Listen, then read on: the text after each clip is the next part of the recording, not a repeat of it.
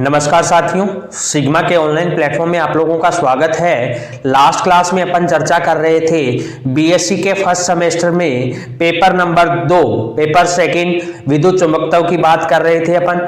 उसमें भी अपन ने पहली यूनिट स्टार्ट की थी सदिश राशियां, अदिश राशियां। सदिश राशियां क्या होती है, अदिश राशियां क्या होती है, अपन पढ़ चुके हैं। उसके बाद अपन ने किया था सदिशों का योग का नियम, दो होते हैं, दोनों अच्छे से पढ़ लिए थे। फिर अपन बात कर रहे थे सदिशों का गुणन कितने प्रकार का होता है, वो भी दो प्रकार का होता है। सदिशों का अदिश गुणनफल जिसे डॉट प्रोडक्ट बोलते हैं, और दूसरा था सदिशों का सदिश गुणनफल जिसको क्रॉस प्रोडक्ट बोलते हैं। सदिशों का अदिश गुणनफल अपन लास्ट क्लास में कर चुके हैं। आगे अपन स्टार्ट करते हैं सदिशों का सदिश गुणनफल। चलिए स्टार्ट करते हैं सदिशों का सदिश गुणनफल।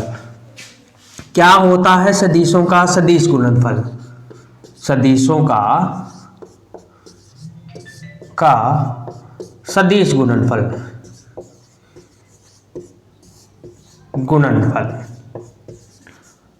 या इसको बोला जाता है बेटा क्रॉस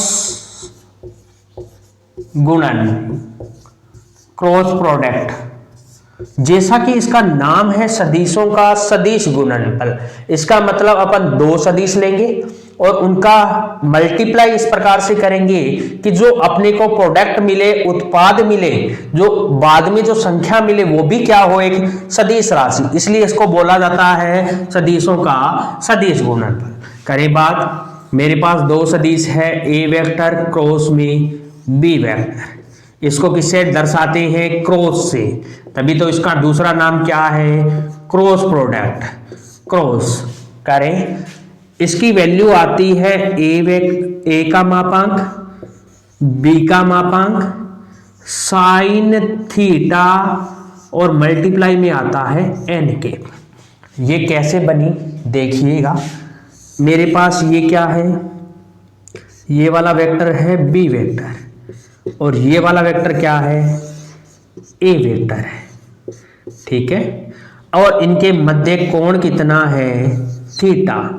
तो ए क्रॉस बी करूंगा तो ए का मापांक, इसका मापांक और इसका मापांक, और बीच में क्या आएगा? Sine theta. इन दोनों के मध्य का जो एंगल है उसकी साइन ये आएगी और आएगा साथ में एन के।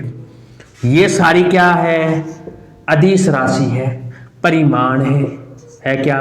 आप कहोगे हाँ जी सर, ए का मापांक मतलब ए का परिमाण, बी का मापांक मतलब बी का परिमाण, और साइन थीटा भी एक कांस्टेंट वैल्यू आएगी, कुछ ना कुछ एंगल आएगा तो कांस्टेंट वैल्यू आएगी। लेकिन बेटा इसके साथ क्या है? एन के। ये किसको दर्शाता है? इसकी दिशा को। इसलिए ये पूरा का पूरी वैल्यू क्या बन गई? एक सदिश राशि। कैसी राशि? सदिश राशि। बोलो रे, कैसी राशि बन गई? सदिश राशि। अब आप कहोगे सर इसकी दिशा कैसे निकालेंगे?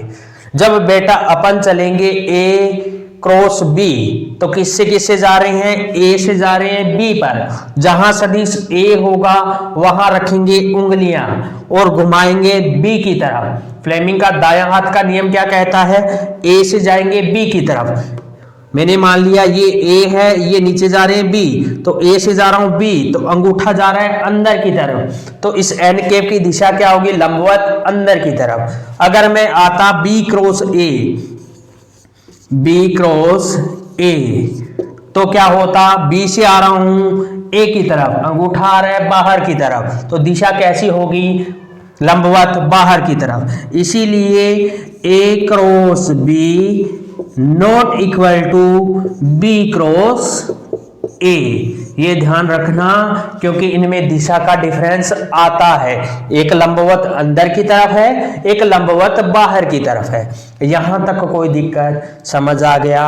अब आप कहोगे सर एमसीक्यू कैसे बनेंगे? आपको वैल्यू दे देंगे या आपको थीटा दे देंगे और सदिश की दिशा पूछ ली जाएगी, या कहा जाएगा क्रॉस प्रोडक्ट में जो एन कैप होती है वो दिशा निकाली जाती है किसके नियम से? दाएं हाथ के नियम से। यहां तक कोई दिक्कत इन दोनों की वैल्यू देके पूछ सकता है इनको नॉट इक्वल टू प्रूव करो, वैल्यू दे दी, क्या ये बराबर होते हैं, क्या नहीं होते, ये दे सकता है। कुछ भी इनमें से क्वेश्चन बन सकता है। आपको अच्छे तरीके से एक एक पॉइंट का पता होना चाहिए कि एन कैप किसको दर्शा रहा है, ए क्या है, बी क्या है, और इनके बीच का एंगल किस तरीके से अपन मेजरमेंट कर रहे हैं। देखो बी से ए जाएंगे तो थीटा आएगा, और ए से बी आएंगे एंटी क्लॉकवाइज हो गया तो माइनस थीटा आएगा। ये ध्यान रखना, आप थीटा को कहां से मेजरमेंट कर रहे हो ये चीज भी डिपेंड करेगी। आप कहोगे हाँ जी सर यहां तक हमें समझ आ गया, चलें आगे। अब आप कहोगे सर हमें निर्देश तंत्र में अगर ए और बी सदिश दे दिया जाए और उनका क्रॉस प्रोडक्ट सदिश गुणन पूछ लिया जाए तो कैसे करेंगे। करें बात उसकी, एग्जाम्पल लेके चलें। मेरे पास है ए वेक्टर, निर्देश तंत्र में है 3i के प्लस में 4j के प्लस में 5k के, ये ए वेक्टर हो गया। बी वेक्टर क्या है मेरे पास 4i के 2j के प्लस में 9k के, ये लीजिए। अब मेरे को बोल दिया गया, आपको पेपर में दे दिया जाएगा ए क्रॉस बी की वैल्यू निकालो, तो आप कैसे निकालोगे। मैं कहूंगा कि मेरे को एक मेथड आता है इजी सा, कौन सा, ए क्रॉस बी की वैल्यू क्या होती है, अगर मैं इसको मैट्रिक्स बनाकर सारणिक पद्धति से अगर इसको सॉल्व कर लूं तो इजी रहेगा। आप कहोगे करके दिखाओ सर। ए के साथ क्या है, पहली पंक्ति में क्या आता है ए वेक्टर 3 4 5 गुणांक आ गए। आई कैप का गुणांक कितना था 3, जे कैप का कितना था 4, के कैप का कितना था 5। अब मैं ले लूंगा किसको बी के, बी का आई कैप का गुणांक कितना है 4, जे कैप का कितना है 2 और के कैप का कितना है 9। करें अब इस सोल्व, क्या मैट्रिक्स सारणिक सोल्व करना आता है क्या। आप कहोगे सर जी टाइम तो काफी हो गया, हमने 12th क्लास में पढ़ा था, अब तो हम भूल गए, आप ही करवा दो। चलो करो इसको सोल्व, कैसे करते हैं देखें। पहला गुणांक आएगा आई कैप का, लिखूं मैं आई कैप के साथ क्या क्या आएगा, आई कैप बाहर रख लूं, अंदर क्या क्या आएगा, इसको छोड़ दो, इसको छोड़ दो, इसका मल्टीप्लाई होता है इससे, कितना हो गया 9 इंटू में 4 आ गया। इसका मल्टीप्लाई होता है इसके साथ और वो क्या होता है माइनस में, माइनस के साइन के साथ आता है। आप कहोगे हाँ जी सर अब हमें याद आ गया। अब क्या करेंगे, माइनस का जे कैप, पहले ही माइनस ले लिया तो चेंज करने का अपने को जरूरत नहीं पड़ेगी। जे वाला पोर्शन छोड़ दिया, जिस लाइन को ले रहे हो वो उसको छोड़ दो। इसका मल्टीप्लाई किससे होगा, इससे 9 गुणा में 3 माइनस इस 4 का मल्टीप्लाई किससे होगा 5 से, 4 गुणा में 5, ये लो। प्लस में क्या आएगा के आएगा, क्या आप कहोगे आएगा। अब हमें पता लग गया सर कि जिस लाइन को निकालना है उसी लाइन को छोड़ना है। के को निकाला हूं तो के वाला छोड़ दूं, 2 का मल्टीप्लाई किससे होगा 3 से, 3 इंटू 2 माइनस का क्या आ गया 4 का मल्टीप्लाई होगा किससे 4 से। ये लीजिए ये किसकी वैल्यू आ गई ए क्रॉस बी की। सोल्व कर लें, 9 चौके 36, आई कैप कितना आ गया 36, 5 दूनी 10 माइनस का 10 माइनस का जे के 9 9 27, 5 चौके 20, ये लीजिए।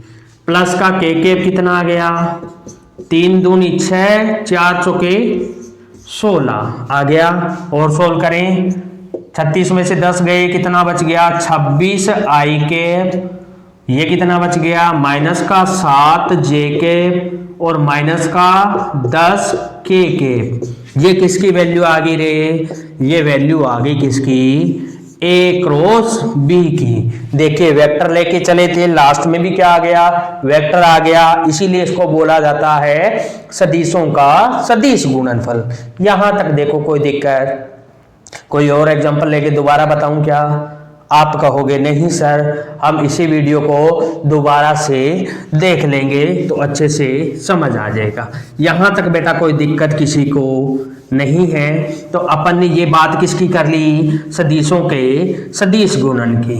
अब आपके एक दिया हुआ है सदिशों का त्रिसदिश गुणनफल। तीन सदिशों का गुणनफल किस प्रकार से होता है? एक आपके दिया हुआ है सदिशों का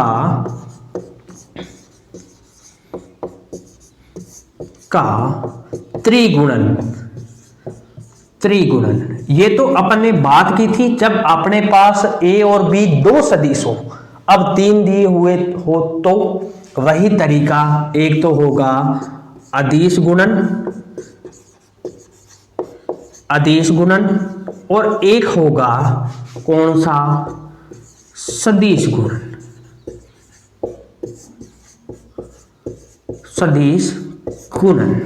करें बात, अदिश गुणन का फॉर्मूला क्या होता है? इसने कहा कि अदिश गुणन, इसका मतलब लास्ट में अपने पास क्या आना चाहिए, अदिश राशि आनी चाहिए। मेरे पास कितने सदिश हैं? मैंने मान लिया ए, बी और सी, तीन सदिश है। इनका इस प्रकार से गुणन करना है, गुणा करना है कि लास्ट में अपन को कैसी राशि मिले, अदिश राशि। करें, मैंने कहा हाँ जी ए क्रॉस सी, ये क्या आ गई? आप कहोगे सर हमें पता है जब क्रॉस करते हैं तो सदिश राशि आती है, और अपने पास बच कौन सा गया, ए। अब मैं यहां ऐसा क्या करूं कि इन दोनों का गुणन क्या आ जाए, अदिश राशि। आप कहोगे सर डॉट प्रोडक्ट लगा दो, दो सदिशों का अदिश गुणनफल या डॉट प्रोडक्ट हमेशा अदिश राशि आती है क्या? अपन प्रूव भी करेंगे। तो ये फॉर्मूला किसका बन गया, अदिश त्रिक गुणन का। तीन सदिश राशियां हैं, उनका अदिश गुणन बन गया। अब बात करूं मैं किसका, सदिश गुणन का। मेरे पास कितने सदिश हैं, ए, बी और सी। सदिश गुणन नाम ही सदिश है, इसका मतलब तीनों का गुणा करने पर अपन को लास्ट में क्या मिलना चाहिए, सदिश राशि मिलनी चाहिए। ये लीजिए बी क्रॉस सी से क्या आ गई, एक सदिश राशि आएगी। अपन ने अभी देखा है ए क्रॉस बी किया तो लास्ट में सदिश मिला था, इससे सदिश मिलेगा। और अपने को लास्ट में भी क्या चाहिए, सदिश। तो ए के साथ भी अपन क्या करेंगे, क्रॉस प्रोडक्ट करेंगे। आप कहोगे हाँ जी सर करेंगे, यहां तक कोई दिक्कत? आप कहोगे नहीं सर यहां तक कोई दिक्कत नहीं है। इसको आगे अगर मैं सोल्व करूं तो क्या आएगा, ए डॉट सी इंटू में बी वेक्टर माइनस का ए डॉट बी इंटू में सी वेक्टर। ये लीजिए, ये आएगा इसकी वैल्यू। अब आप कहोगे सर ये फॉर्मूला कैसे आया? मैं यहां वैल्यू रखूंगा, सदिश मान के रखूंगा, प्रूव करूंगा कि ये वाली वैल्यू बराबर होती है इसके। एक साइड लेके चलेंगे, दूसरी साइड के बराबर कर देंगे तो एक इक्वेशन प्रूव हो जाती है। क्या सत्यापित करेंगे इस फॉर्मूले को, करें एक एक लेके चले। पहले इस वाले की चर्चा कर ले। आप कहोगे हाँ जी सर एक एक की बात कर लो। करें, सदिशों का अदिश गुणनफल, त्रिक सदिश है अपने पास, तीन सदिशों का अदिश गुणनफल कर लें। पहले वैल्यू मान के चलें और उसको क्या कर लेंगे, सोल्व कर लेंगे। मानो मैं, मेरे पास है ए वेक्टर, कितना है 5 आई के प्लस में 3 जे के प्लस में 15 के कैप। ये लीजिए बी वेक्टर है क्या, 4 आई के प्लस में जे के प्लस में 9 के। करें सी, क्या आएगा 2 आई के प्लस में जे के प्लस में 3 के। करें, अब अपने को निकालना क्या है, ए वेक्टर डॉट बी क्रॉस सी। पहले तो मैं निकाल लूं क्या, बी क्रॉस सी। इसको निकालनी है इसकी वैल्यू। तो कैसे सोल्व करेंगे इसको? सबसे पहले मैं निकाल लूँ क्या, B क्रॉस C।